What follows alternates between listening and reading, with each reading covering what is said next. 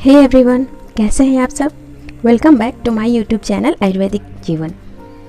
आज मैं आपसे कार्तिक मास और पूर्णिमा से जुड़ी हर तरह की जानकारी शेयर करने जा रही हूँ, इसलिए आप मेरे इस वीडियो को एंड तक जरूर देखिएगा। और मैं उम्मीद करती हूँ कि यदि इस कार्तिक पूर्णिमा को लेकर या चंद्रग्रहण को लेकर आपके मन में कोई भी प्रश्न या दुविधा हो तो इस वीडियो से आपको जरूर हेल्प मिलेगा। साल भर में 12 पूर्णिमा होते हैं, लेकिन आखिर क्यों कार्तिक पूर्णिमा का ही इतना विशेष महत्व है। स्कंद पुराण के अनुसार कार्तिक मास आरोग्य प्रदान करने वाला, रोग विनाशक, सद्बुद्धि प्रदान करने वाला तथा माँ लक्ष्मी की साधना के लिए सर्वोत्तम है। इस महीने में भगवान शिव के पुत्र कार्तिकेय जी ने तारकासुर नामक राक्षस का वध किया था, जिस कारण इस महीने का नाम कार्तिक पड़ा। इस बार की कार्तिक पूर्णिमा पर सर्वार्थ सिद्धि योग और वर्धमान योग बन रहा है। इस योग के कारण कार्तिक पूर्णिमा का महत्व और बढ़ जाता है।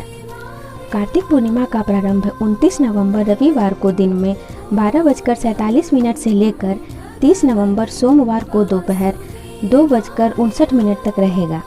इसलिए हम सभी का ये कार्तिक पूर्णिमा 30 तारीख को मनाएंगे और इसी दिन साल का आखिरी चंद्रग्रहण भी लगने जा रहा है। हालांकि ये चंद्रग्रहण पूर्ण नहीं होगा, यानी कि उपछाया मात्र होगा। ग्रहण से पहले चंद्रमा पृथ्वी की परछाई में प्रवेश करता है, जिसे उपछाया कहते हैं। इस चंद्र ग्रहण में चंद्रमा के आकार में कोई फर्क नहीं आता है।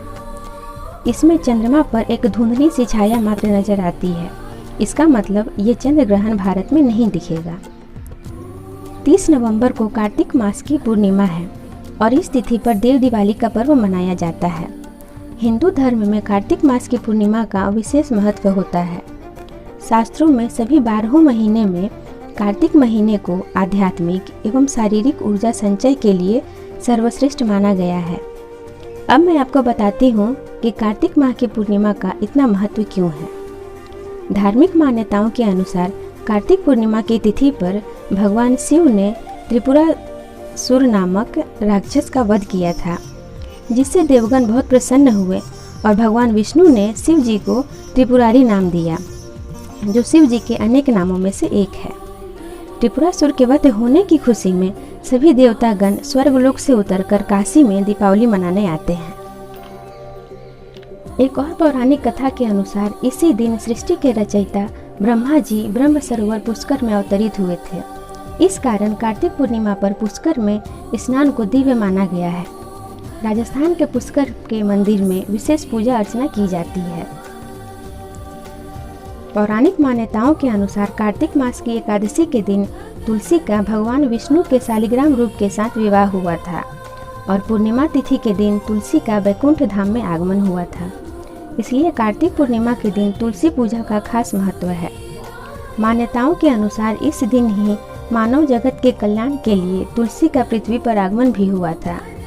इस दिन नारायण को तुलसी अर्पित करने से अन्य दिनों की अपेक्षा अधिक पुण्यदायी होता है। कार्तिक पूर्णिमा का महत्व महाभारत से भी जुड़ा है। कथा के अनुसार महाभारत युद्ध के बाद पांडव बहुत दुखी थे कि उनके संबंधियों की असमय ही मृत्यु हो गई। इससे उनकी आत्मा को शांति कैसे मिलेगी। पांडवों के दुख को देखकर भगवान कृष्ण ने पितरों की तृप्ति के उपाय बताए थे। इस उपाय में कार्तिक शुक्ल अष्टमी से लेकर पूर्णिमा तक की विधि शामिल थी। कार्तिक पूर्णिमा के दिन पांडवों ने पितरों की आत्मा की तृप्ति के लिए गढ़मुक्तेश्वर में तर्पण और दीपदान किया था। इसके बाद ही गढ़मुक्तेश्वर धाम में कार्तिक पूर्णिमा के दिन स्नान, पूजा और दान की परंपरा चली आ रही है।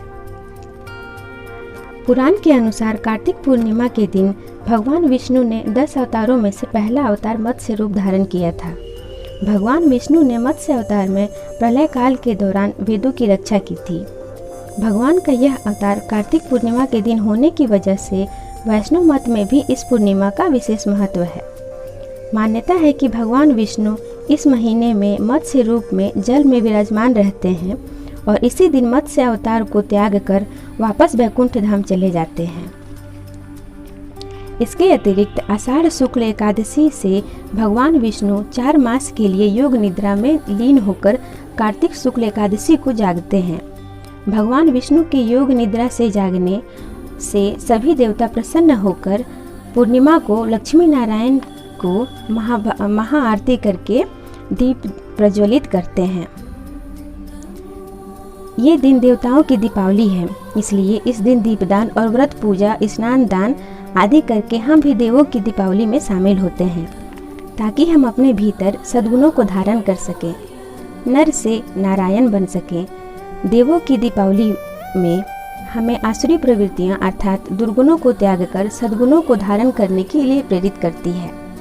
पूर्णिमा के दिन स्नान के बाद श्री सत्यनारायण की कथा सुनने, गीता पाठ, विष्णु सहस्रनाम का पाठ या ओम नमो भगवते वासुदेवाय का जाप करने से प्राणी पाप मुक्त और कर्ज मुक्त होकर भगवान श्री हरि की कृपा पाता है।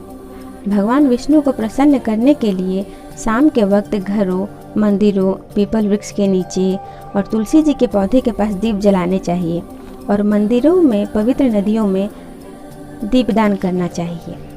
सिख धर्म के लिए भी कार्तिक पूर्णिमा का दिन विशेष महत्व रखता है। इस दिन सिख धर्म की स्थापना हुई थी और इस धर्म के प्रथम गुरु नानक देव जी का जन्म भी हुआ था। कार्तिक पूर्णिमा का दिन सिख धर्म में प्रकाश उत्सव के रूप में मनाया जाता है। गुरुद्वारों में इस दिन विशेष कार्यक्रम और लंगर का आयोजन किया जाता है। तो ये था मेरा आज का वीडियो। मैं उम्मीद करती हूँ कि आपको अच्छा लगा होगा, और अगर आपने अभी तक मेरा चैनल सब्सक्राइब नहीं किया है तो प्लीज़ मेरे चैनल को सब्सक्राइब करें और इसे लाइक और शेयर करना बिल्कुल ना भूलें। मेरे इस वीडियो को एंड तक देखने के लिए थैंक यू सो मच।